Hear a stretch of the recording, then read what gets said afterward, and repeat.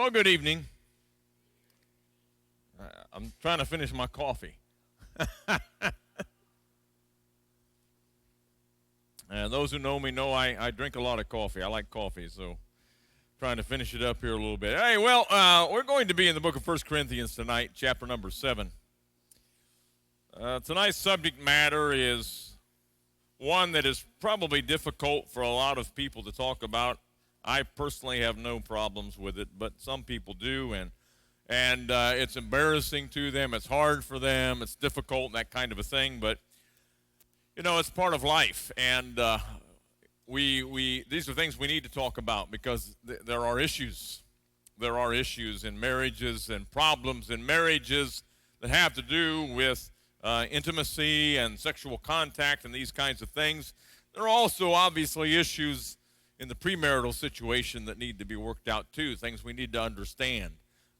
Tomorrow I'll be talking a little bit about choosing the right person, but in the process of that I'll talk a little bit also about the dating process or the courting process or whatever you want to call it. The point is there are parameters that are set and not set and things that we must do in those situations that have to do with sexuality. To try to ignore the fact that there are sexual influences in our life and there are issues about that is not a good thing to do.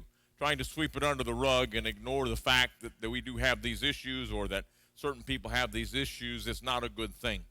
And so if we try to ignore it and we don't look at the situation very strongly and intently and with good reason, then we're going to have struggles among ourselves in our marriages and among our young people, and we have to be very straight about these things.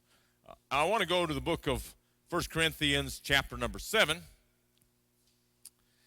Beginning in verse number 1, the Apostle Paul is writing to the church, and there will be more than I have on the paper. I didn't even realize I only had one scripture for this particular section on there. There will be more scriptures than that, believe me. So 1 Corinthians chapter 7, beginning in verse number 1, he said, "Now concerning the things of which you wrote to me, it is good for a man not to touch a woman. Nevertheless, because of sexual immorality, let each man have his own wife, and let each woman have her own husband." Now, in the beginning, I want to point out very well here, he said, the things you wrote to me about. They had questions, and the church wrote to Paul first of all, and we don't have that letter to know exactly what they asked, but he's saying, look, you wrote to me about this situation. I'm going to tell you about it. So understand, even back in this day, the church was discussing these matters. These are matters of discussion. So he says, look, concerning the things of which you wrote to me, it's good for a man not to touch a woman. In other words, he says it's good if you can just remain single and apart. Now, I want you to understand something about that because sometimes that gets carried too far. Paul is writing this in particular to this church because of what is about to happen in the church. I don't want anybody to think that Paul's saying marriage is a bad thing. That's not what he's saying here. If you go down to verse 25, he said, "Now concerning virgins I have no commandment from the Lord, yet I give judgment as one whom the Lord in his mercy has made trustworthy. I suppose, therefore, that this is good because of the present distress. It is good for a man to remain as he is. Are you bound to a wife? Do not seek to be loosed. Are you loosed from a wife? Do not seek a wife," and so on. And his point that he's about to make here is about the persecution that is about to come upon the church at Corinth. There is about to be a great persecution come upon them, and he says, look, you'll be running. It'll be as if you didn't even have a wife. When you have a wife, you'll not only have to be concerned about yourself, but now about your wife because you've married and so on. So he has foreseen and knows that a great persecution is about to come, and he's just forewarning them that right now it's better if you don't marry. It's good if a man can remain unmarried and be free to do the work of the Lord, and he goes through that here. But he also says, I understand it's not that way with everybody. That is something we have to understand. Kind of going on here, I'll go to verse number 3. He says, "Let the husband render to his wife the affection due her, and likewise the wife also to the husband. The wife does not have authority over her own body, but the husband does. And likewise, the husband does not have authority over his own body, but the wife does. I remember I was doing this lesson in one of the villages in Ghana, and after I read that verse, one guy yelled out, "Amen!" Yeah, he was really excited about this particular verse. He'd never read this before. And I said, this is the way, we have to understand things. And this is talking about, in particular, sexual relations. I believe it involves other things beyond that, and we'll talk about that. But it does definitely involve the sexual relations, because what is he saying here? He's saying, look, when we are trying to avoid sexual immorality. That was what he talked about in the beginning. Because of sexual immorality in verse 2, let each man have his own wife and each woman have her own husband. So his point here is, look, we know and we understand that this can be a very overwhelming temptation to people. And so he's saying because of that, you need to marry. It's better to marry than to burn. He's going to talk about in a moment here. It's better to marry than to burn. So his point is that because of sexual immorality, a man should marry instead.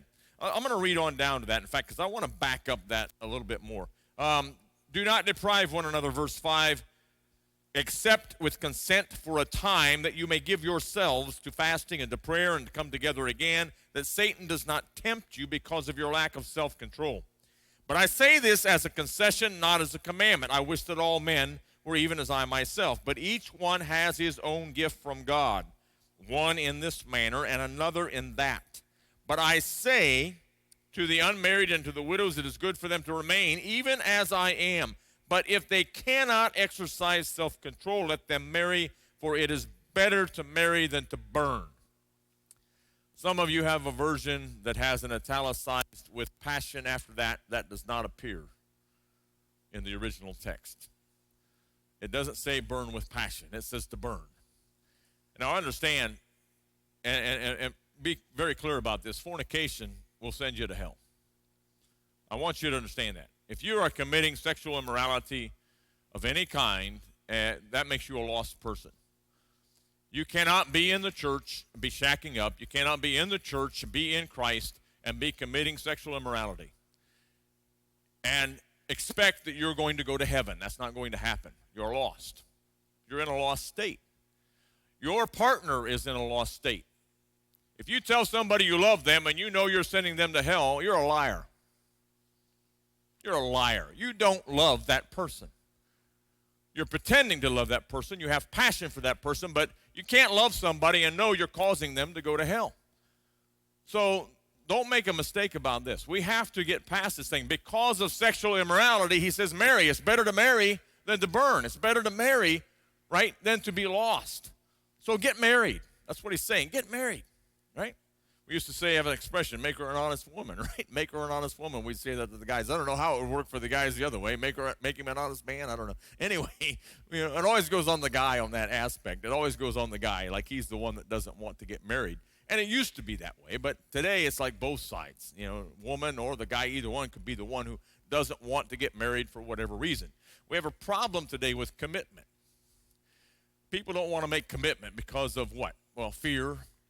Fear is one of those things. They fear. Let me tell you something. I was talking about this earlier today, and a lot of the problem is because of what we see around us. I mean, if I was a child who was raised up outside of Christ, outside of a good family, outside of those things, I want you to understand that I understand. It's not something that I'm saying, I don't understand why. I do understand why. Because if I was a child raised up in this day and age without seeing a good family relationship, with seeing parents who are arguing, fighting, always and divorcing or whatever the case is, and I see this terrible relationship, I see families where the children are just running the house and the father has no authority in his house anymore. If that was my picture of what marriage and fatherhood was about, I wouldn't want to get married either. I mean, I wouldn't. Why would I want that? Why would I want to surrender my life to that kind of a situation? So in that aspect, I understand. But there comes a time when we have to believe in change like we're talking about now. We have to change the situation because we've admitted, we look at it, the situation is terrible today. The way kids are coming up and the way they're coming out and the way families are, we have to change that. So we do have to commit and make up our mind that we're going to do the right thing, that we're going to man up, men. We're going to man up and marry the woman we ought to marry, and we're going to have that relationship we ought to have, if nothing else, for the children. Children are suffering today. Children are suffering today because they don't have two good parents who love one another and love them. The best thing you can do for your children is love their mother. The best thing you can do for your children is to love their father. That's just a fact, so that they can see what love is, so that they can, if you talk about security, how can you have security in your heart as a child when you don't believe your parents love one another? How can you have security in your life? You can't do that, see? So it is about security. It is about knowing and understanding. It's about having that code, that picture of something in front of you that you know is real and you know works. And I can tell you that God's way works, right? It works. So he's saying, look, for your husband and the wife, understand something, get married, help one another through this life. And that's what this is about. It's about helping each other. You know, we talk about, in the beginning, what did he say about Adam and Eve? Well, you know, I got to make a woman for the guy, right? So that he can have this, quote, helpmate. This one to help him through life. And, you know, that's the way it ought to be. As husbands and wives, we are each other's helpers. And that's what he's talking about here. You are to help one another get through this life. You're to help one another stay pure with God and to stay right. And that ought to be our goal. Because what is overwhelming today and really destroying in the marriage and the family is this selfishness. Another reason why people don't get married besides fear today is selfishness. I mean, they don't want to share. They don't want to share their life. They don't want to share their things. They don't want to share things in life. They haven't been taught how to share, and they don't know how to share, and they don't want to marry because they really don't want to share. They don't want to make that commitment of sharing everything. So they don't do it. He's saying here, look, our purpose is to help one another and to share with one another. And in this particular case, he's talking about passion, sexual relations. If you deprive one another of those relations, if you are not in the marriage the way you ought to be and doing what you ought to be doing within that marriage, then you are becoming a stumbling block to your spouse. Now, before I get too much more into this, I want you to realize that sex is not a god. And today it's become a god to many people. It is not a god. Sexual relations are not a god to us, and we cannot imagine them to be that. We can't be in a situation where we say it's the irresistible sin. It's the one thing that you cannot stop doing. No, that is not true. But we do understand the overwhelming sensation of sexual desire, at least some of us do, most of us do, I suppose, how it can be. Now, Paul said we all have our different gifts, right? Some people don't have the same sexual desires as others. Some people are at one end of the spectrum, and then others are at the other end of the spectrum. I talked before, you know, about knowing each other before you get married or whatever in these aspects. And while it is true that a husband and a wife, a man and a woman, a fiance and the partner, they should not have sexual relations. But before you get married, you need to understand how each of you feel about those relations and about affection. Because marriage is about giving each other the affection that is due them. So you need to know, even if you're not having sexual relations and should not be, you still need to know and understand that this person does have that desire for that in the life of their marriage. I had a woman in Ghana, a younger lady, one of them that's living in the house where I'm at, and she was telling me that this guy has proposed to her. And like ladies here, sometimes they're kind of desperate as they're getting a little bit older to find somebody who's going to fulfill that role of a husband for them. And she said to me, she said, this guy has proposed to me, brought it forth to me and talking to me about it, wanting to go and see my family and things. And she said he wants to marry me, but she says, I don't have that kind of affection for him in the sexual way. She said, I don't, she said, but he's a good prospect, basically. He's in the church, he's part of the church, he goes, but I don't really, I said, don't marry him. I said, don't do it. Because when you look at marriage, one of the keys in marriage is affection. That's what he's talking about here, is this affection. I'll get into some more about that in a minute, but this has to include sexual relations. And if you don't believe you're going to be able to satisfy your partner in sexual relations in the marriage, don't get married. Don't marry that person. Because this is a key element in this. That you are willing, even if it means to sacrifice yourself, to make sure your partner is satisfied. And if you're not willing to do this, you cannot fulfill what he's talking about here. Because this is what he's talking about. Now, I understand at times there are physical issues that can come up. I mean, obviously, there are physical issues that can come up. I mean, if you watch television at all, right, there's 1,000 commercials a night about ED and all the things you can do for this and all. I mean, there's physical issues that can come up in life that are going to prevent you from having good sexual relationships sometimes. Usually that happens to us when we're older. Hopefully by then you're spiritually mature enough to deal with those kinds of things when they come up in your marriage. So I'm not saying it's for everybody to be having sexual relations up until they're 70 or 80 years old or whatever. I'm not saying that. What I'm saying is that especially in our youth, and we know youth is the hardest time, that is when we really need to be taking care of these things. But in older age too, obviously, as long as you can, you should be trying in your life to be able to take care of your partner. To be able to take care of these things. To contort yourself, to sacrifice something in order to be able to do this. Sadly, because of the condition of Americans today, a lot of it has to do with our own physical destruction of ourselves, that we cannot continue in sexual relations. It becomes a thing where we just have gotten ourselves so out of shape as Americans that it's difficult for us, and that's a sad thing too. We have to try to set our mind that this is an important part of the marriage. It's a valuable part of them. It is something that is truly necessary within the marriage as often as we can, as much as we can, to fulfill this role as a husband or a wife. And like I said, sometimes physical things come up and we can't be that person anymore. And that is when we truly have to be understanding and loving spouses and understand that that's the way it is. God has simply called it to be that way. And we have to surrender to the fact that we're not going to have that kind of sexual relation because of some physical malady or something that's come up.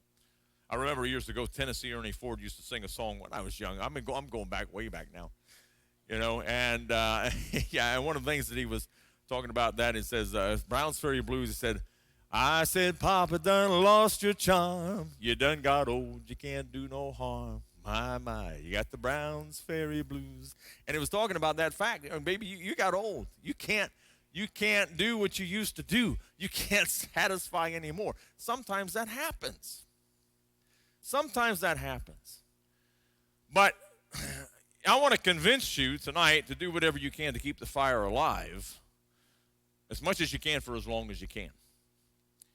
And especially, like I said, the younger you are, the more you ought to be doing this.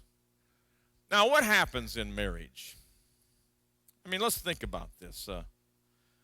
What happens in marriage, realistically? When we're going together and or we're seeking a spouse or we're seeking somebody and we get married. When we first get married, I mean, how often are sexual relations going on? Your honeymoon period, we call it, the honeymoon period. And after a time, obviously, I mean, by succession here, it just kind of like dwindles down a little bit. And then pretty soon gets less and less. Let me ask you something. Somebody give me some answers here. I don't want to embarrass you, but how often do you think a couple in their 20s should be having sexual relations in a month?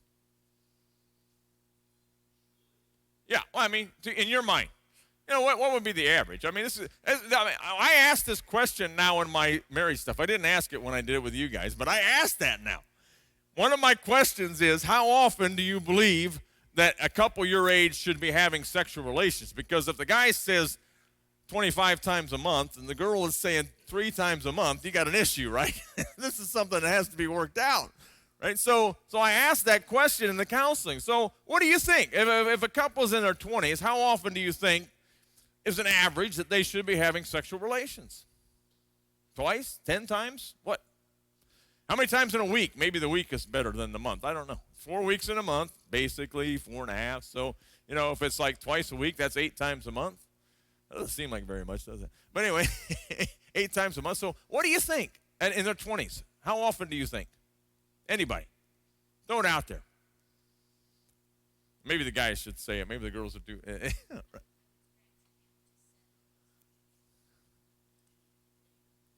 Yeah, you're talking about in the 20s. In their 20s, about 7 times. About 7 times a month. Yeah, a couple times a week.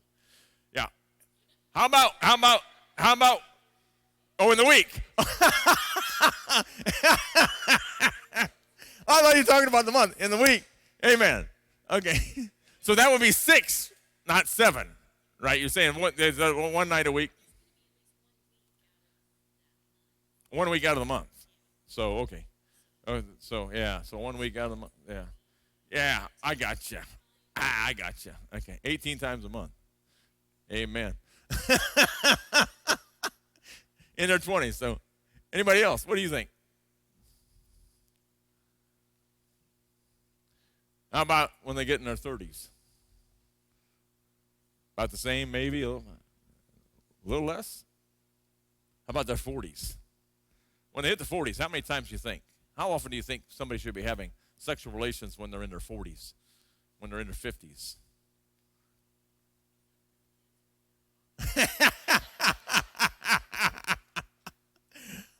I don't know. For my kids, we locked them out of the room, so it really didn't matter. I do remember one night, my wife and I. Well, anyway, and then we were having fun, and anyway, Clint walks into the room. He's like 4 years old, 3 years old, something like that. Mommy, are you okay? Go away, she said. Get out. And sometimes those things happen. But yeah, sometimes it's more difficult with kids. Sometimes it's more difficult when you have kids, and you got to take that into consideration. But, I said, what do you think on the average? Ethan, you're being quiet over there, man. You're not saying a word. You haven't hit the 40s and 50s yet, so I suppose that would be why. So 40s, my point is this: you do have to make adjustments in life, and a lot of times, like I said, if you're way off balance on this, and this is hard. Like sometimes you got guys that they really are not affectionate. You could have a guy that's just not affectionate from the very beginning. He just doesn't have that passion, and then you don't find that out until after you marry the guy. That's why I say when you look at these situations, you've got to try to figure this out before you get married. Is this person really interested? Are they really interested in this? Even though you're not having that kind of relation, you got to find out, and usually they're too embarrassed to try to ask them or whatever. That's why I do the counseling. I ask that question. Because if you've got somebody who's saying, look, at the beginning, at 20 years old, and the guy is saying, 3 times a month, right? Then the girl's eyes get about this big. It's like, what? 3 times a month, right? So then right away, this person is not really that interested in sexual relations. And if you think you're going to need that because you have these desires within you, and even if you're not having sexual relations, if you have the desires, right, then you got to understand that that's probably not the right person for you. That's probably not the right person for you to get with, because this is part of marriage. In fact, here he's telling you this is the key thing of what it's about. He said, if that's not the reason, don't bother. He's saying you're getting married because you have these desires, because you don't want to commit sexual immorality, because you have that desire. That's why you should marry. So it's not just simply about having kids and all this kind of thing, although for me that was a big part of it. I wanted to have kids. I wanted to have children. I wanted to have a wife. I thought, my mindset is that's part of being a man. That's being a man. You work hard. You get a wife. You have kids. You raise them up. You make men and women out of them. That was my mindset. I don't know. That's not the mindset today. That was my mindset.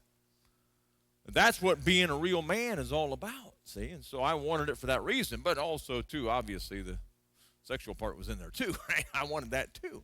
So you got to look at this very realistically. This is part of what it's about. A big part of what it's about is having these sexual relations to keep each other straight, to keep each other happy in life, to keep each other satisfied. Eve was the helpmate to Adam, and Adam needed to be the helpmate to Eve, and we need to help one another, and we need to encourage one another in this life, and we need to keep each other going well in this life. And like I said, a lot of times you'll get that out of balance. A lot of times, it used to be anyway, a lot of times it was the out of balance part was generally that the lady was getting cold and the guy is still passionate and he's wondering, what am I going to do and how am I going to, Look, one of the things that we see happening as time goes on is the honeymoon period goes, and what gets lost is the affection that leads up to the sexual relation. And that's where everything begins to fall apart. And the truth is, for many guys, the reason they're not having a good relationship with their wife in these things or getting a sexual relation as often as they like is because they've forgotten how to seduce their wife. They don't know how to do that anymore. They don't understand how to seduce their wife anymore. I mean, imagine when you first are going after a lady, most of the guys anyway, maybe not every, but most guys, when they're going after a lady, well, I mean, how do you do that? How do you approach the girl? How do you treat her? I mean, do you go over there after you got done farming all day with your filthy clothes on and stinking like, the hogs are, and do you go over there to see her at her house? Do you take her out to eat? Let's go down to McDonald's and eat something, And is that the way you do it when you're courting or dating? Or do you get all fixed up nice, right? You get cleaned up, take a bath, put on some cologne, right? I mean, if you're going as the filthy guy smelling and she still says, okay, wow. I guess. But anyway, right, most of us are out there and we're dressing nice and we're looking nice and we're looking good and we're going there and we're treating her good and we're talking sweet. Right? We're talking nice. And we contort ourselves in a way that we are attractive to her. The same way with the ladies, right? They know he's coming over. So they find out, hey, the guy's coming over. What's she going to do? I mean, does she come out there slouching around in some nasty-looking old stuff? I mean, today, I don't know. It's kind of hard today because I think they do. Yeah. I mean, you go to Walmart, man, they're wearing their pajamas and everything. Like, hey, I don't get this, man. I put out a thing, that says the picture of somebody back in the 50s. I started dressing. I started wearing my hat. I'm talking about my hat. I started wearing my hat because I had skin cancer, and so I started wearing hats. The doctor said, man, the best thing you do is wear hats. I read a thing about for every inch of brim, that the percentage of getting skin cancer was this much less, and I thought, well, I'm going to start wearing hats. And so I started wearing them all the time. I got to liking them. I mean, it's a sun visor in the car, right? Any side, the sun's on this side, flip it down. Hey, I got a sun visor, right? So I liked wearing it, But then I always liked that kind of 1950s, 40s look. I like that kind of deal where the guy's dressing pretty nice and got the hat on, looking like a gentleman and this kind of a thing. And so I just went with it, and that's what I do. But, really today, we don't dress to please our spouses anymore after a short time of marriage. I mean, we go through that, what they call the honeymoon period.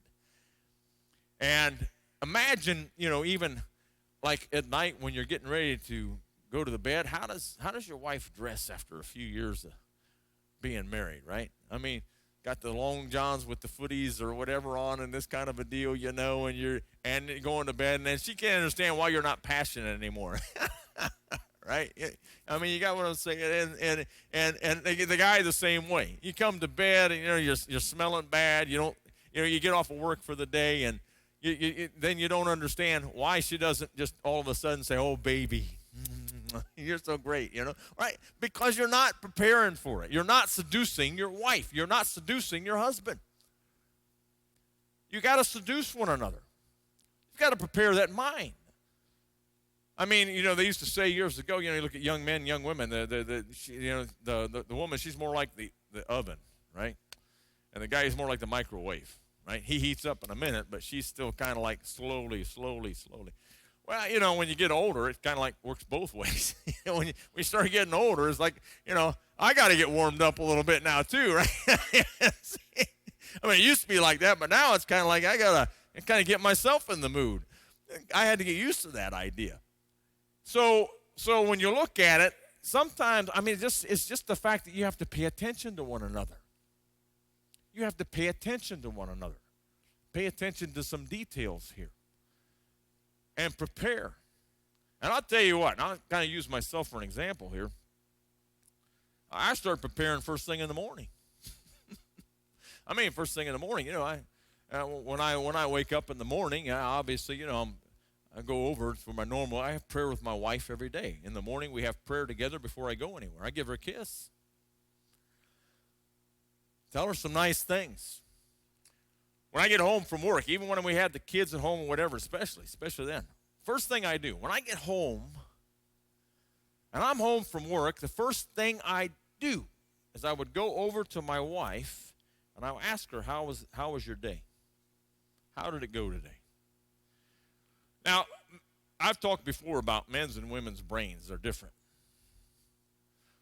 If you look at a woman's brain, it looks like the wiring harness of my truck. You know what I'm saying? I mean, you open up a wiring harness, and there's like wires everywhere, going everywhere and doing different things. That's kind of like the woman's brain is like, It's and everything is going on in there, and it doesn't shut down. Me, my brain's kind of like boxes, I got compartments. When I'm done for the day, the work box stays over here, and it's done. I'm done for the day with that. I'm going back home. I'm doing this. Some of my stuff goes into file 13. It's just junk. It just goes in there. The important stuff stays in this important box. But that's not the way it works with women. That's why they say they can, quote, multitask and all of this kind of a thing, and whether that's absolutely true or not, I don't know. Sometimes I think it's just a way of trying to dog on men, but the truth is, I mean, there is a difference between the way we think on a lot of things, and so we have to look at that. And so for my wife, when I come home at night, the first thing I would do is go, how'd it go? How were things today? And I ask them, you look at Proverbs 31 we talked about this morning, I ask her, how were the kids today? How were the kids today? And if she tells me that they gave her a lot of trouble today, now first thing I'm going to do is call the kids in and talk to them. Why? What did you do? And so I'm going to straighten that matter up. He said, her children rise up and call her blessed. It is up to the husband to make sure that the children are respecting their mother. He is to reinforce that. Now, you've seen my son. He's a pretty big guy. So by the time he's 16 years old, he was like 6'3" or something like that, and he's a pretty big guy. But still, with that size and everything else, he never intimidated his mother. He didn't try to intimidate his mother. If he smarted off to his mother, that hand was coming up straight from the hip. Right? Straight from the hip, that hand is coming up to slap him if he says anything. But he knows I'm backing her up. Right? He knows I'm backing her up. And it doesn't matter how big he gets. One thing that my kids always understood was I can be mean. I can be hard. I can be tough when I got to be.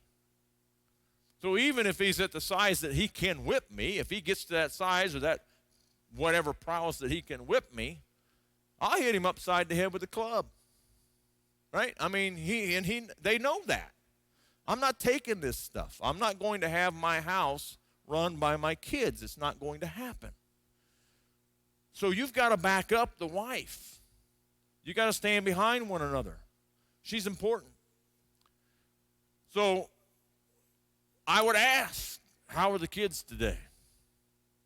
Did everything go well? And she gives me the story. She talks about what's going on for the day and all this kind of a thing. Give her a kiss. How often do you kiss your wife? I give her a kiss. Give her a little pat. Touch her in the right places, right?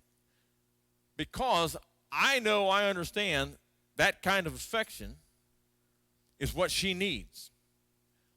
It's not just simply about the sexual relation. It is about the affection. It is about having that attention and knowing that you do care, that you love her, and that you care about her in the same way with the husband. The husband has to feel loved. One of the things we all want is to feel loved, right? We want to feel loved. If we're losing the fire in our life, we need to find a way to get it back, really. I mean, we should try to find a way to get that back, to give each other that affection that each other needs. Now, that may or may not include sexual relations in the long run. In the end, as we get older, it may not include that. It may just simply be, our affection for one another, and we've gotten older and we don't have that desire, like Paul said, anymore for those kinds of things. That's fine. Wonderful. But that has to come down to really a mutual agreement between one another, that this is what we're going to do. It doesn't matter anymore to us. We're not that interested anymore. We're tired. Right? We're tired. That's one of the bad things about getting older is sometimes I'm just tired, man. Yeah. I mean, it might be that we get started and then fall asleep, as far as not all the way started, but start getting passionate or whatever, and then it's like, man, pretty soon we're like, right? Because when you get old, it gets that way sometimes. You just get tired. So it might be that way. Maybe it's getting that way in your life, but still keep that fire alive. I think by the time you're, maybe in your 50s, 60s or whatever, you got to narrow it down a little bit. Maybe not so much as like when you were young in your 20s, obviously. Maybe just a couple times a week, 3 times a week or whatever. You're maybe having sexual relations, maybe less, I don't know. But like I said, the point is that you try to keep each other happy and satisfied in your marital life. And try to keep each other in the path of God. Because that's what we're here for, right? For one another. And we want to strengthen one another. And we want to keep each other saved in the salvation of God. I do not want my wife, thinking about another guy, and I don't want to be a catalyst behind that by not giving her the affection. And I've talked about this with people before, I think even here, I don't know, in the church, but rather personally, that we need to understand that the mindset really of a woman and a man, a lot of times, for men, a lot of times it is physical. I mean, we get hormones going, and it's just really difficult for younger men especially. But as we get older, it turns into more sometimes egotistical, right? We like that attention, or it swells our head up. For ladies, a lot of times, it is just simply attention. If you're not paying attention, like I said last night, if you're not paying attention to your wife and somebody else is paying attention to her, it can be a problem. A friend of mine put a thing on Facebook, a guy from Africa, and he said, he who grows grapes by the roadside and a man with a beautiful wife have the same problem. And my wife said, I don't get that. I said, if you're growing grapes by the roadside, what's going to happen? Everybody's going to want them, right? Same way with the guy who has a beautiful wife. You got a beautiful wife, huh? Other guys are going to want her. They're going to want her. So therefore, the point is, you better be paying attention to her. Because if you don't, somebody else will. Somebody else will. So for tonight, I want to go back. Are there any questions so far? Any questions? Any thoughts? I mean, anything coming up in your mind here about these kinds of things? You got a question, huh?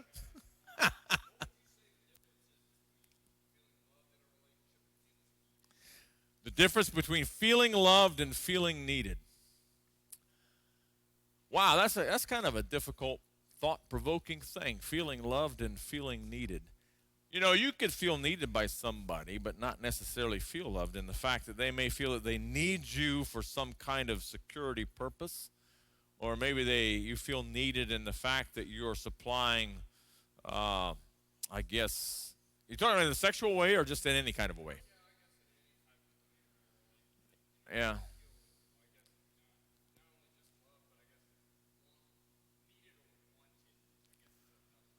needed or wanted.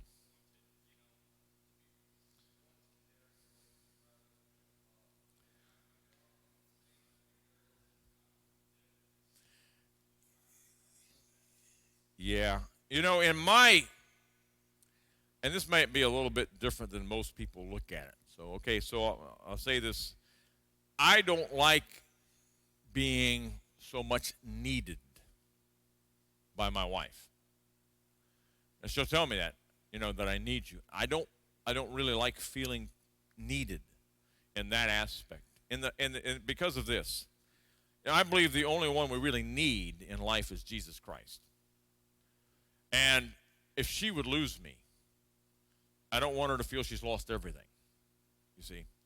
So in that aspect, I don't like the thought of being, quote, needed, that they're totally dependent upon me. And this is the difference a lot of times. A lot of guys like their wife to be totally dependent upon them. They like that. It makes them feel good or macho or whatever. I don't want her to be dependent upon me. I don't want that. I don't like that because I don't want me to be her everything. And so if we get into that situation, and for me, myself, I want to have my mind concentrated that the only one I really absolutely need in life is Jesus Christ, because people will disappoint you, right? If you feel needful to somebody, that you need them, and they have disappointed you, then you're crushed, right? You're crushed. So in that aspect, when it comes to the, quote, need thing, that dependence upon another person, I think we have to kind of take that with a grain of salt. We have to really examine that well about this, quote, need kind of a thing. I know a preacher, I won't mention his name, I know a preacher years ago, and his wife was in a car accident. They had kids, and they were a little bit older and things like that, not tremendously old, but a little bit older, and like teenagers and on down. And she was in a car accident. After the car accident, it affected her mind. She had no more desire for a man, relationships, sexual or otherwise. And she ended up leaving him. They separated. And he was still young yet, but he made the decision. He knew the Word of God. He knew what it said. He understood that she hadn't done it. She never committed sexual immorality or anything like that. And so he never remarried. He never sought another woman. He stayed single the rest of his life because he understood and believed that Scripture. And his faith in God is what carried him through. So even in that aspect, you have to have the mindset of not being needy, dependent upon another person. You need and depend upon God over everybody else. He's the one person that you need, absolutely need. But if we become dependent upon somebody else, we put ourselves in a vulnerable position and in a position to actually destroy our faith if we believe that is our need in that person and that person is gone. So, and then, of course, want, I say, look at the thing about want. We can want somebody and not love somebody, obviously. You could have sexual desires. I don't really, quote, believe in love at first sight. I mean, Dan and I talked about this a little bit before. When I first met my wife, I was attracted to her. But to know for sure this is the person, I didn't. I met her one day in fact, I met her on Thanksgiving Day, 1973, I think it was. I got to get it back. Yeah, I think it was 1973. I met her on Thanksgiving Day at a parade. She was with another guy. That didn't stop me. Sorry to say. That didn't stop me. So So, I kind of liked her, and I was attracted to her some, and then met her again later, and then kind of like we didn't see each other too much, and then she ended up going with she was with another guy later, and so then, but he wasn't really mature, and he wasn't really treating her right, and I said, well, we can take care of this, right? So anyway, I stole her away from that guy, and she's mine now, and tough luck for him.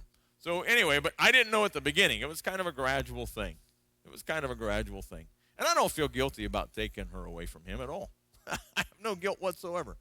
So when you look at that, you look at those relationships and you look at love, what we generally have is, most of the time, not for everybody, Dan says when he saw Sally, he just kind of knew this is the girl. There was something about the spirits, and I believe that.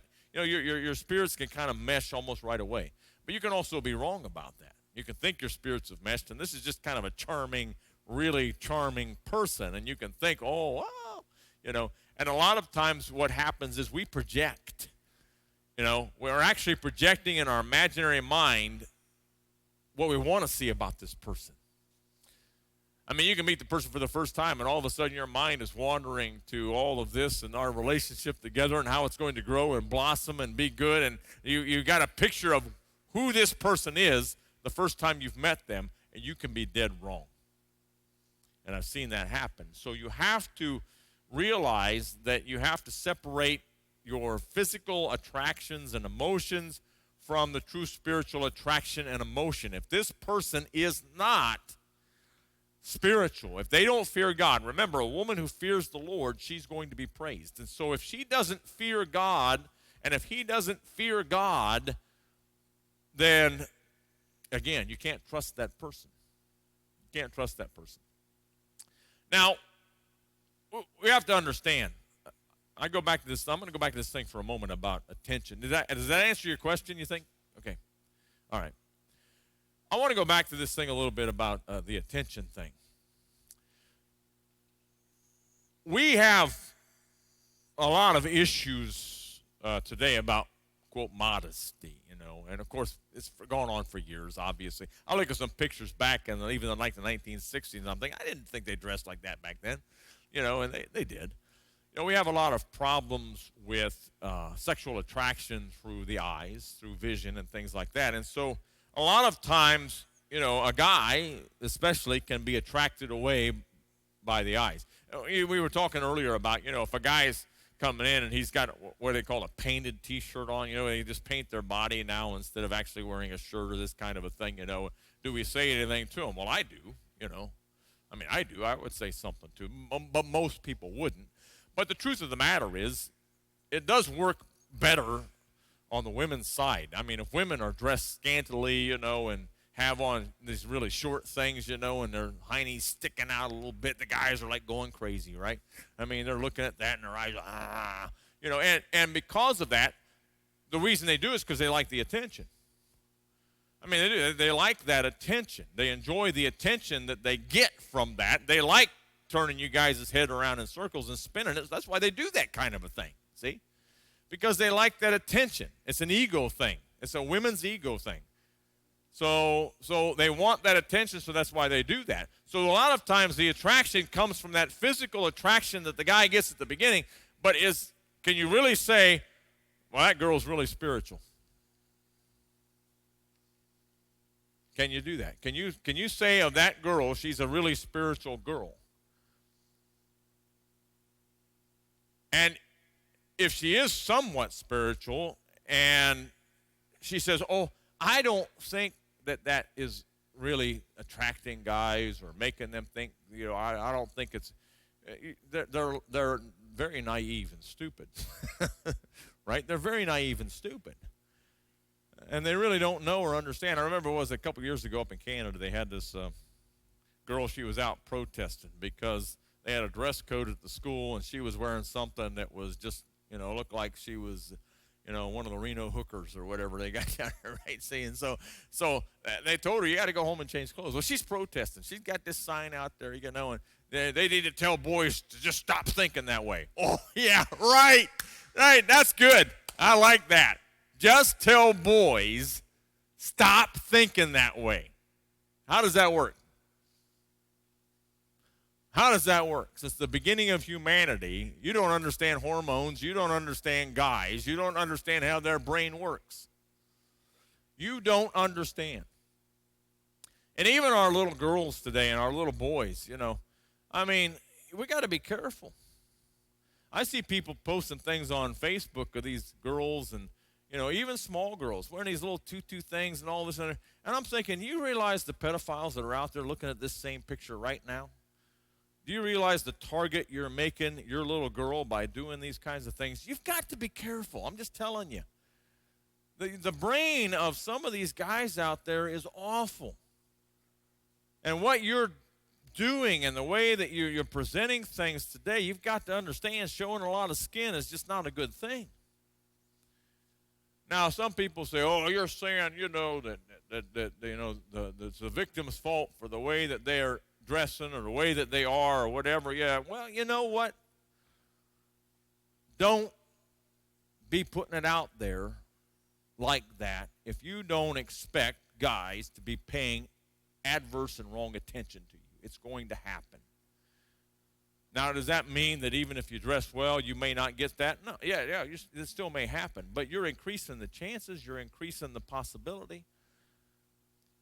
I can't tell you how many times I hear about, girl got raped, girl got this, guy got that. Yeah, and then it says in the caption, you read it in the paper, you read it or whatever, it was at an alley behind a bar at 2 o'clock in the morning that this happened. So a lot of times it's because you're putting yourself in that situation. You're at a place you shouldn't be at. You're doing something you shouldn't be doing.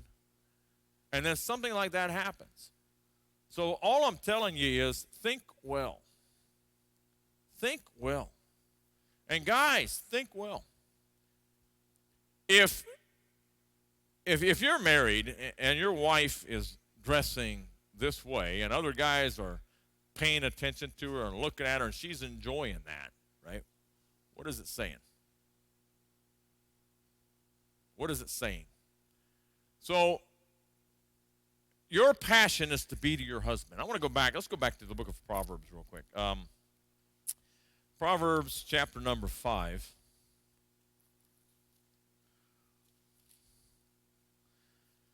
And Proverbs chapter number 5. Now Solomon had a lot to say about sexual relations. He is not, however, the best example of self-control. Right? Because he ended up marrying a lot of women who were not in the faith, and he ended up destroying himself because of it. But in this particular case, in chapter number 5, I want to start in verse number 15. He said, drink water from your own cistern. Now, I'm going to warn you ahead of time, he's not talking about water, and he's not talking about a real cistern here. He said, drink water from your own cistern and running water from your own well. Should your fountains be dispersed abroad, streams of water in the street? Now, is he interested really in your water fountain here? Well, verse 17. Let them only be your own and not for strangers with you. Let your fountain be blessed and rejoice with the wife of your youth. As a loving deer, a graceful doe, let her breasts satisfy you at all times and always be enraptured with her love. For why should you, my son, be enraptured by an immoral woman and be embraced in the arms of a seductress? Now, he's talking here about a man's stream. He's talking about his semen. He's talking about where you are going and who you're having sex with. That's what he's talking about here. Should it be dispersed abroad? Should you be going out here and messing around with other women? He said, you be satisfied with the wife of your youth. You be satisfied with her breasts. He said, you are satisfied with her. Keep your eyes off of other women. Keep your mind off of other women. Set your mind on your wife. Set your mind on your wife. Now, we have to do that. I mean, we have to force our mind and set our mind on our wife. We have to pay attention to our wife. And ladies, you got to pay attention to your husband.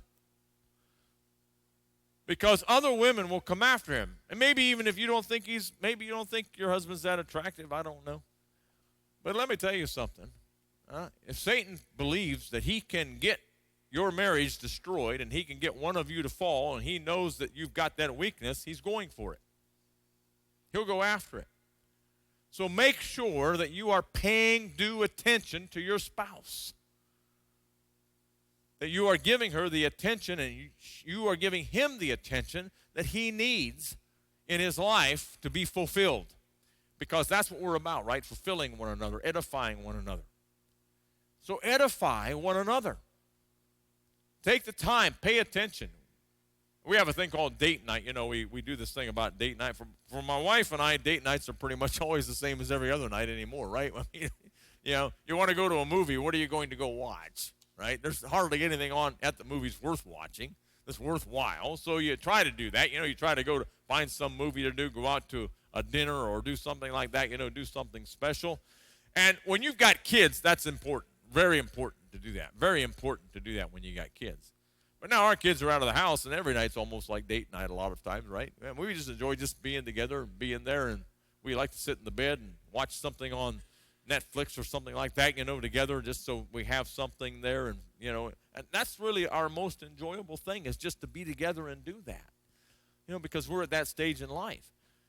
Now, when you got kids, a lot of times you need that time away, right? You need to get away. You need to run away, right? You got to do something, you know. And sometimes it helps if you know that a couple in the church is having difficulties, if they're having issues because, you know, they're struggling in their marriage, they're not having time together. I mean, it's a good thing sometimes to say, hey, let's watch your kids. You guys go out.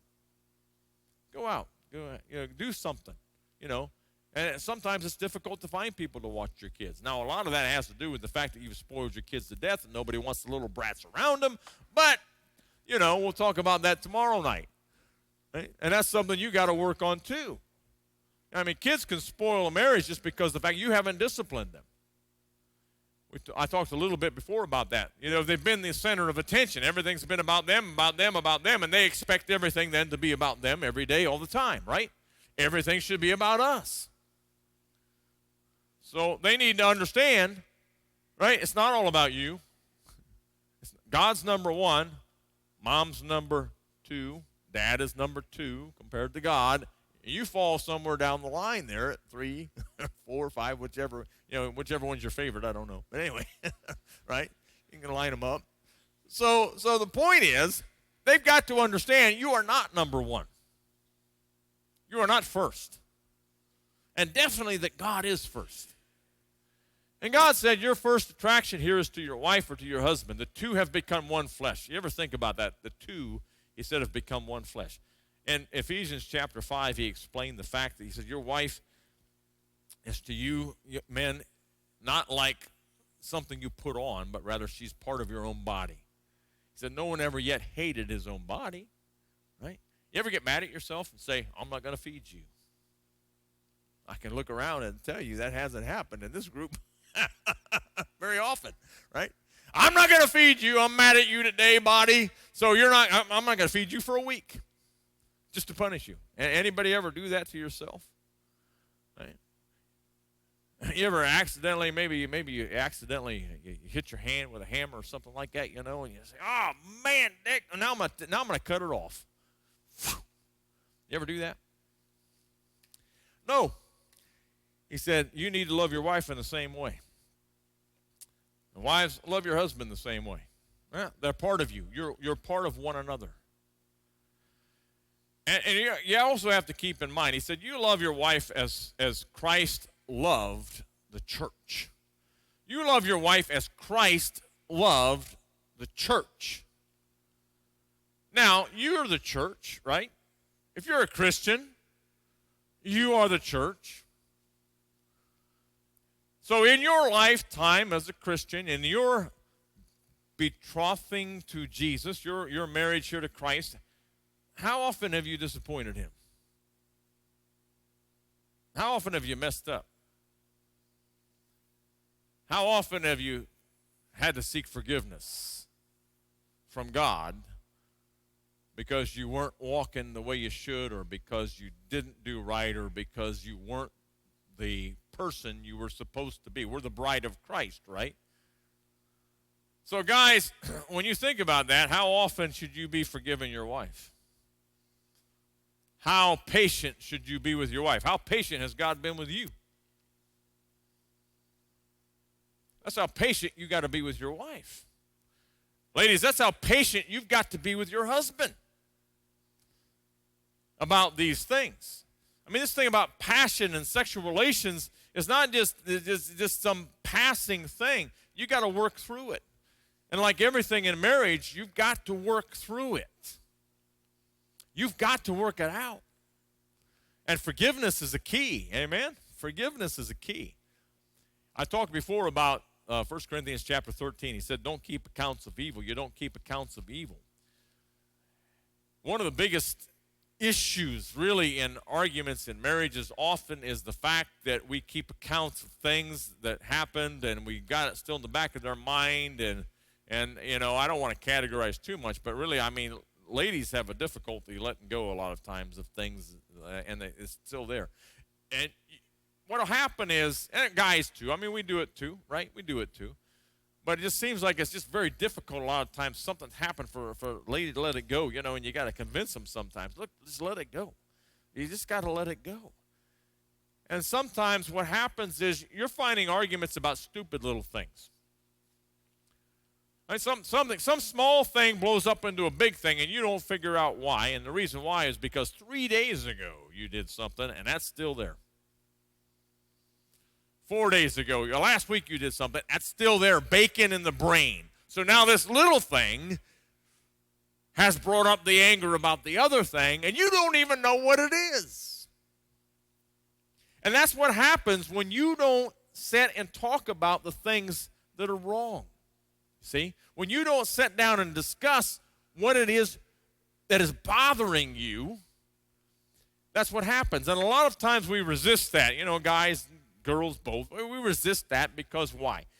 Because we know it's going to bring up an argument. Who wants to get into an argument, right? Who wants to have the controversy? If I bring this subject up, we're going to have a big fight. I don't want a big fight. So what am I going to do? I'm going to let it seethe in the back of my brain. And then we're going to fight about something else over and over again. Because, right, this thing is still in the back of my brain from last week. And I haven't talked about that. So now I'm mad about this because everything you do is making me mad, right? Because I got this back here. So we have to talk about things even though we don't want to talk about things. We have to sit down and we have to go over it and we have to do this thing. That's hard to learn. I mean, I had to learn that. There was times when, you know, I'd get mad about something and I'm angry about this thing and it's bothering me, but I was like, I don't want to get in a big fight over this and I don't want to have it. Right, let's just leave it go.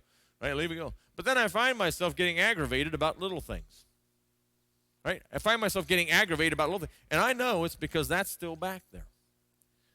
So I realized we got to talk about this. We've got to talk about this. We can't just leave it go. That'll also hurt your sexual relationship. If you've got a grudge in your mind, and that's what it is.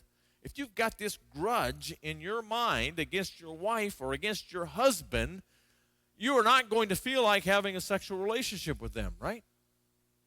Because you're mad at them still. You're still angry inside, and you haven't worked this thing out. Now, like I said before, choose your battles. There's sometimes when you just have to put it aside. You just have to let it go and leave this thing out. But if you can't do that, if you can't let it go, if you just can't, and it's there, you've got to work it out. You've got to talk about it. Now, sometimes it requires an in-between person. I mentioned before in my marriage counseling, I often ask, who do you confide in? Who do you confide in if you've got to have a third party involved in this thing? The person that you choose, and you should choose somebody in your marriage or whatever, you should have one person you know you can go to, you can trust, who's not going to open their mouth, who's not a blabbermouth, who's not going to tell people. You know, when people come to me for counseling or whatever, I don't tell my wife what's going on. I don't tell her. I just keep it to myself. Because people need that kind of a person. They need the person they can talk to and confide in. They're not going to tell everybody else in the church. If you come tell me something, you think I'm going to tell Dan because I'm staying with him, what good am I? Huh? Am I going to be able to counsel you if you know that I'm going to be telling Dan everything when I go to his house? So you got to find somebody spiritual, whom you can trust, whom you know you can have confidence in, whom you know you can speak to. For the ladies, it should be an older woman. It should be a woman they can speak to and talk to. Because sometimes if a woman goes to seek counsel from a man, you can't trust that man, right? He'll take advantage of that. It's a fact. It's a fact. If he sees a vulnerability and he's got an issue about his own sexual prowess, then he may go after her. It should be a woman. It should be a woman that she can go and talk to, that she can confide in. And let me ask you, older women, can you be that woman? Can you be that woman who she can talk to, and you're not going to go run to your husband and telling everybody else about what's going on or going to somebody else? See, gossip is a terrible thing. Gossip destroys relationships, destroys churches, destroys marriages and everything else. So can you be that person? Because that is needed. Somebody that can help other people, younger women, younger men, to be able to deal with these things in life. And so be that person. Time-wise. Any questions? Any questions? Any thoughts about that? Any disagreements? I'm willing to have disagreements. I'm willing, You want to tell me you're all wet? You think women should be able to dress however they want to dress, and have their breasts hanging out of their clothes and everything else, and that's not a problem, and men should just keep their mouth shut and keep their mind shut. You want to bring that up? Fine, we'll talk about it. Because there are people that feel that way. And I'm telling you, you don't know a man. You do not know a man. You do not know men. If you think that their mind is just going to be changed magically, we'll wave the wand. It's not going to happen. It ain't going to happen. You ask any guy here, is that going to happen? Right? Can we just wave the wand and all of these young men are just going to stop thinking sexual things all of a sudden? Can we do that? No. So, like I said, anybody wants to bring something up? Any questions?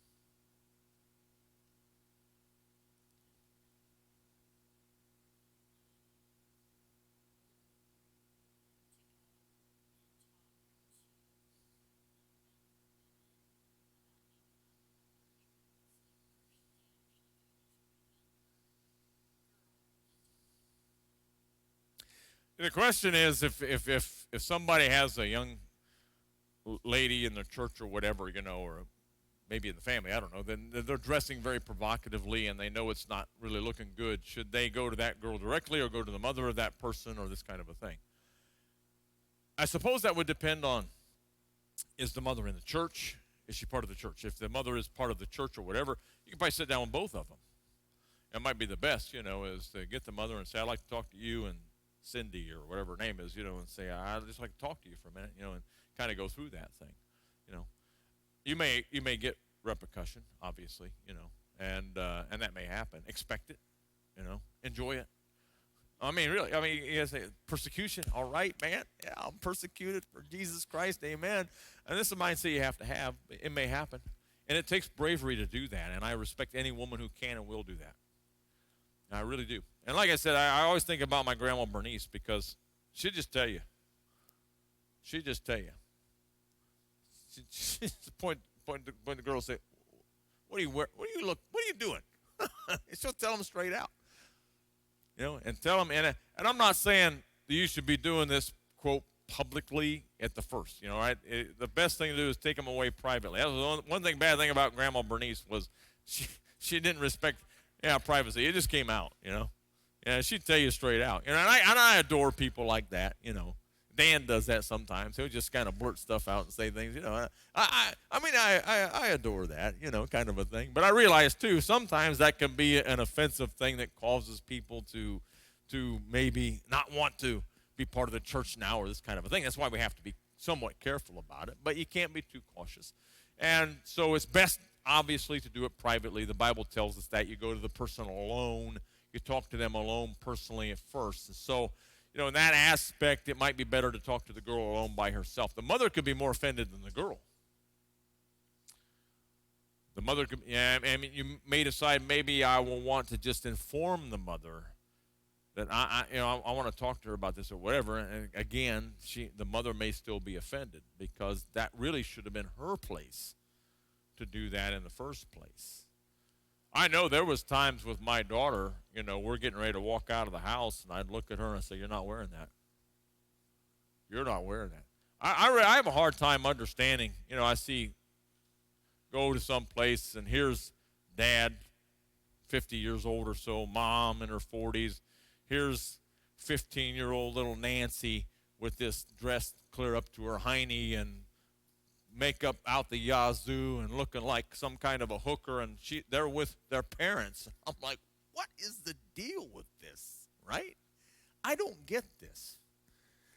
Do you really want your daughter to be having men gawking at her and lusting after her because she's dressed this way? Do you really want that? I hate this volleyball thing. Why do girls have to wear volleyball shorts that are clear up? I don't get that. Why? Does it really make you that much better at playing volleyball to wear this slutty-looking thing? I don't get that. I'm walking out of the house and tell my daughter, "You're not wearing that." If my daughter was playing volleyball, I'd tell the coach, "She's not wearing that. She's not going to be out there jumping around like that, half naked. She is not doing that." Because that's just the way I feel about it. I know how men think. I'm not stupid. I know what's going on in their brain. And she's not going out there that way. I'm not going to have that. We've been walking out the door. I look at her and say, "Nope, nope, nope, nope, nope. Go change." See, and even my wife or whatever, she'll ask me sometimes, "Does this look all right? Is this too short? Is it?" And I'll tell her, say, yes or no or whatever. I'll just tell her. And because, like I said, you have to portray Christianity. If you're going to claim Christianity, then proclaim it. I mean, show it. Act it. And we know. I was talking to Dan the other day about, we kind of get into these things, discussions about how far do you go, when he talks about Christianity not being geographical. I'm not absolutely sure what that meant, but I kind of got a good idea. And so we were talking about that, and I was asking him, well, how far would you let it go? How far are you going to let it go? I mean, if a girl's coming into church, in a micro mini kind of a thing, and dressing like that, if she's not a church member and she's just visiting, yeah, you give some leeway here. But if it's a church, somebody who's supposed to be a Christian, they've been in the church and they know better, and they're doing this kind of a thing, what are you going to do? Well, somebody's got to say something, right? They need to talk to them, and so you have to step out and you have to do that kind of a thing. Well, that's what you have to do. Somebody has to speak up. Somebody has to say something to let people know, look, this is not good. We are to portray Christianity. This doesn't portray Christianity. And so, therefore, we have to do that thing which portrays Christianity. I talk about Romans 14 and through 15:6 a lot because it gets into opinionated matters. Obviously, we can go too far one way or the other. I mean, you can go to an extreme. And what I did years ago at the church at Lima was we had a situation where obviously we're having trouble with this. We're struggling with this kind of a thing because it's people are coming in this way, and some of them are Christians, some of them are not. And so how are we going to do this? And so I try to be subtle. Basically, I was going to the prison at that time, and the prison has a dress code. The prison. You can't come into the prison if you don't have a skirt that's down to at least halfway to your knee. And you can't wear anything that's see-through. And you can't wear anything that was sleeveless. And all these kind of things, that go through about how you can't have something with gang names. You can't guys couldn't be wearing tank top shirts and all this kind of a thing. You had to look decent when you came in there. The women, it said, had to wear underwear, proper underwear. You couldn't go in there without a bra, this kind of a thing. So, I mean, they had all these rules there about this. Why? It's a prison. Why do you have those rules for a prison? Even the world knows how people think. Right? They know. You got rapists and pedophiles and, murderers. You got everybody else in that prison. They know how they think. Well, let me tell you something. Those kind of thoughts are in the minds of almost everybody out there. They haven't committed the crime yet, but that's the way the flesh works. And you go to Romans 7, you understand that's the way the mind is working. If they don't have the Spirit of Jesus Christ in them, you might be the one that they can't keep it in control with. So therefore, you've got to understand that when you get in those situations, they know. The world knows. So I kind of put that thing up, and I said, look, this is the dress code for the prison. This has been years ago. This is the dress code for the prison. I said, I'm going to put it up there just so you can look at it and see. Imagine, shouldn't we at least try to come to an understanding that when we come to the service of the church, when we come here to represent Christ and be here, shouldn't we, try to think about the things we're wearing also? If this isn't proper in a prison, is it really proper in the church when we come together? Not the building, but when we come together as the church, is it really proper? And so I try to do it that way and try to be subtle about it. And don't you know, some people were just going to the extreme on this. As soon as somebody came in the door and they had something 2 inches above their knee, they're coming to me, hey, that girl over there, look at her. She's got, what are you going to do? What are you going to do? What am I going to do? Nothing. I'm not going to do anything.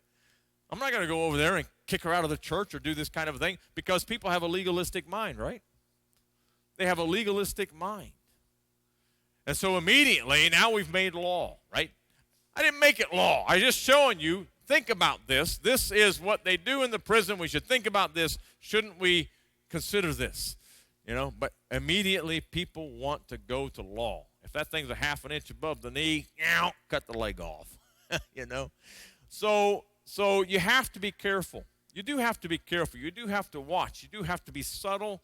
You have to try not to be offensive and yet get the point across that this is not good. It's not good. You don't make yourself look good. You're not representing Christ well by how you present yourself, the things you are wearing and all this kind of a thing. Like I said, we can get into a million things. We can talk about piercings and tattoos and all these kind of things and how that presents and what it does and all of that. Like I said, it falls under Romans chapter 14, verse 15.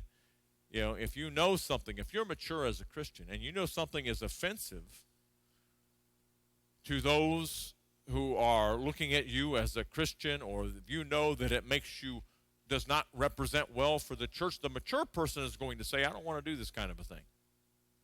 I don't want to do anything that will be a stumbling block or a rock of offense or this kind of a thing. I don't want to do that because they're mature. But people are immature. There are those who aren't Christians who are coming to the church. There are those who are immature Christians who are coming to the church. And as my friend always says, grace is space, right? Grace is space. God has given us time to grow out of a lot of our immaturities in life. And we are to love them as Christ loved the church. And so we have to be patient. We have to give them time. We have to work with people in a subtle way often.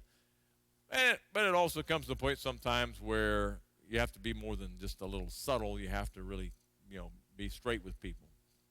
1 Corinthians chapter 5 comes to mind, right? When they said to the guy, you can't be sleeping with your father's wife anymore. So it does come to that point. So any questions? Any more questions?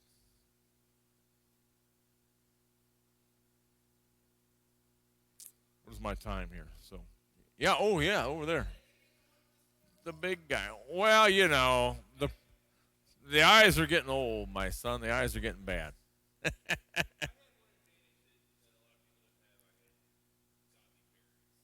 Yeah.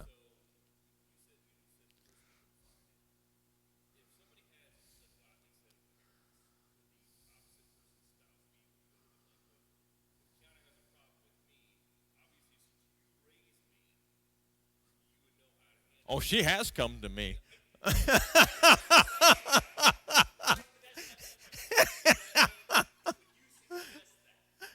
Yeah, she has come to me, right? And I've talked to you about it, but not all parents can be fair and balanced. See, that's one of the problems. Not all parents can be fair and balanced. So you have to kind of weigh that out. Me, I have no problem with that. I have no problem with taking her side. It doesn't bother me even a little bit. But some people have an issue with that, right? Some people have an issue with that. So it's still going to depend upon whether that person can be unbiased, in that aspect. Some parents will admit, I can't be unbiased. They'll tell you I can't be unbiased. I can. I can. In fact, it's probably more danger in me going the opposite direction, and being on her side. But anyway, it's kind of that way. It's kind of that way. I try to defuse situations. I think defusing is something we all have to learn. You want to defuse a situation. You don't want to make it worse. And it's difficult to find somebody who can truly defuse this situation. And that's the main thing. Husbands and wives, you got to do that. Sometimes you just have to simply realize, I've got to defuse this situation. Because we look at it like, well, I want to win. I want to win the fight. You're not going to win. There's no such thing as that you're going to win, right? That way. You're not going to beat the other person at this thing. Because even if you win, you didn't win. All right? The problem is, what's that? Yeah, blessed are the peacemakers, right? For theirs is the kingdom of God. So the thing is, defuse, and try to. Sometimes you just have to stop the whole thing. You have to have an agreement. Sometimes you can do a thing where you have. You talk about this beforehand, that you have an agreement of how you're going to handle those situations. And we talk about that, like I said, when I do marriage counseling, how you're going to handle that situation. And there's going to be times when you're just going to have to just say, we got to leave it go. Because when you are on the height emotionally, a lot of times you can't think well enough to think straight. You want to win this thing. And the last word deal, I got to get the last word in. That causes more problems, right? You cannot have the idea, I want to get the last word in. And, you've got to say, look, we got to let it go. Let's just leave it go and talk about it later, tomorrow, whatever. For some people, that's difficult. They don't want to. As you mature, believe me, it gets better. And that's one of the things I want to make you understand. My wife and I, when we were first married, I told you we weren't Christians. Arguments abounded, right? And it was that same thing. You fight. You think you're going to win the fight. You don't win the fight. You don't win. In the end, you just, are aggravated with one another, and you hold it in the back of your head like I talked about. You keep account of that, until the next fight comes around. And then, right, all of a sudden that gets brought up again, right? Because it's still there. And so it gets brought up again, something from 2 months ago. So you've got to try to find a way. Sometimes you can just use a certain word. When you come to that word, you say that word, that means we're just both going to stop and think. Thinking is a good thing, right? Thinking is a good thing. So we're going to stop and think. I can tell you that my wife and I, we don't have arguments. I can't say that we don't kind of like get a little on edge with each other once in a while, The other day, I'm trying to find this place, and my instructions were, well, when you come into town. Well, I thought that meant into town, right? When you come into town, you'll see this. You'll say, so I waited until I see the sign, welcome to Glencoe, and I'll start looking for this place, and I'm getting frustrated because it's like, I don't get it. I don't see it. And we got the Garmin thing on, or not the Garmin, what do we call that thing? GPS, and I'm driving out here, and I get to the point where I'm just before this place, and it says you've arrived. I haven't arrived. I don't see a fairgrounds here because I'm just down here, but the thing says you've already arrived. So I'm getting like, hey, where is this place, right? So I'm driving back, and I get back here, and she's saying something about, well, I think it's back there past where we were at, and so finally I just pull off, and I like pull off, and I pull into this driveway thing there, and as I'm pulling, there's a big hole, of course, like this, and I'm sitting there, and I'm saying, you got to calm down, right? Sometimes, I don't know if you realize this or not, but I was, man, from the time I was young, anger issues. I got this anger thing going on, and I've gotten a lot better, right, baby? Much better, I mean, I could kill somebody when I was young. I mean, I was just that way. I was just like angry kind of a guy, and so I say, I got to pull over here. I just got to think. I got to sit and think. Because when you're driving and you're holding this thing trying to figure out where you're at, and you got your wife talking to you, right? That's like frustration upon frustration coming upon you. So I said, I got to pull off. So I pull off, and I'm sitting there, and I'm just, it's got to be the wrong address, right? So I'm looking in here. No, it's not. So I say, breathe. All right. It's got to be the other way. So I turn around, I come back, we go a little further, and I'm get past this area over here. The thing still says, oh, you've arrived. No, I haven't. I'm going to keep going. So I come past, and then I look, and there's this white building down there, and there's the truck, and we pull in there. So that was a time of frustration. That could have blown up into some big, huge thing. But it didn't. We just, okay, now we found the place. And so my point is, in all of this, in time, you can learn. In time, you learn how to deal with these things, and you take that frustration and you can put it away. Don't make mountains out of molehills. Don't make mountains out of molehills. Choose your battles. I can tell you that to have what I would call a real argument, I can't even remember the last time we had, quote, an argument, what you would consider an argument.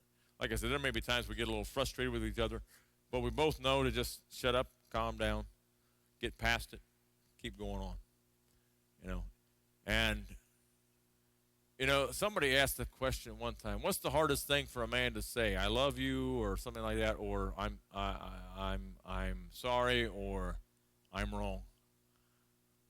What's the toughest thing for a guy to say out of those? I'm wrong. Amen. I'm wrong. That is the hardest thing. That is tough, right? To say, I'm wrong. You're right, baby. I'm wrong. But there are times you got to do that. You got to come to the point where you say, you're right.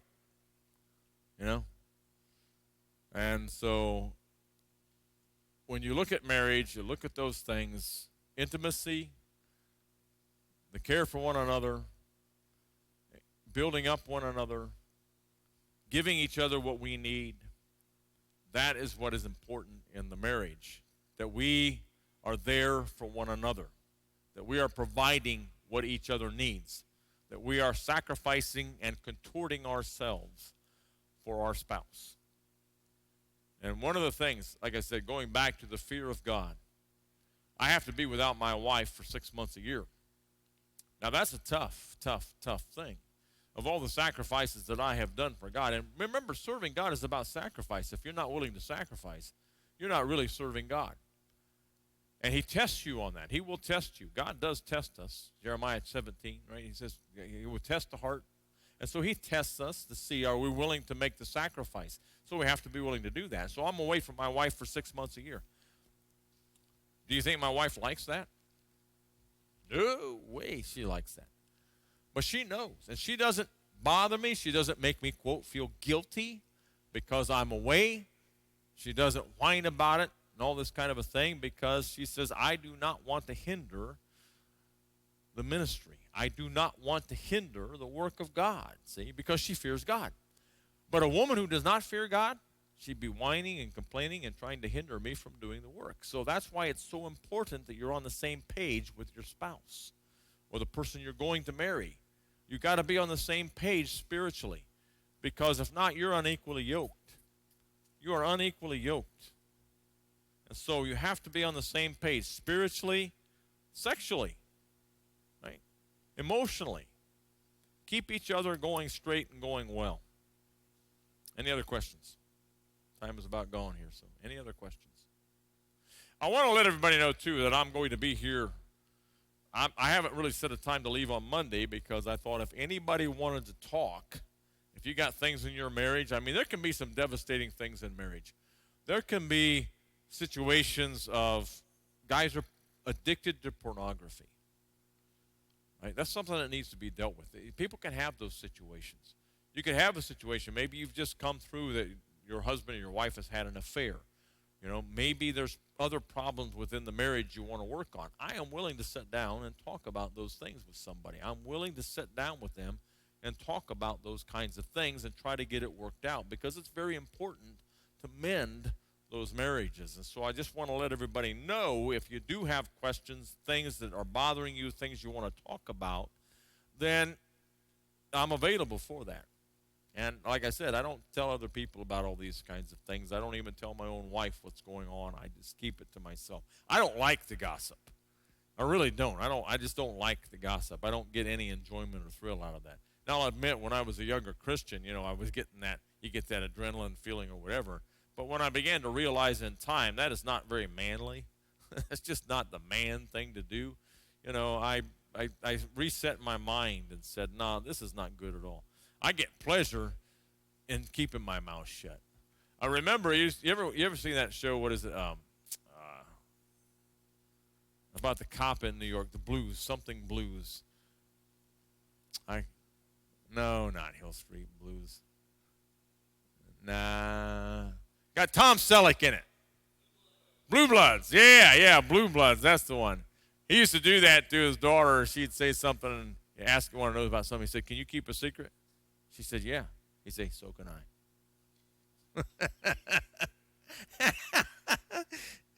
Yep.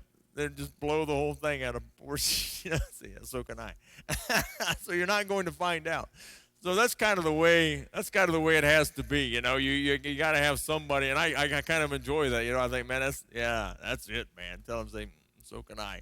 You're not going to get the information out of me. So anyway, we need people like that. We need people who can spiritually be dependent upon, and we know are going to just keep it to themselves. And I'm that guy. And I hope there are others around who can do that. So if you have something, I'll be there Monday. I'll be here, of course, tomorrow afternoon and that kind of a thing. So you're invited. Anything else? All right. Let's pray.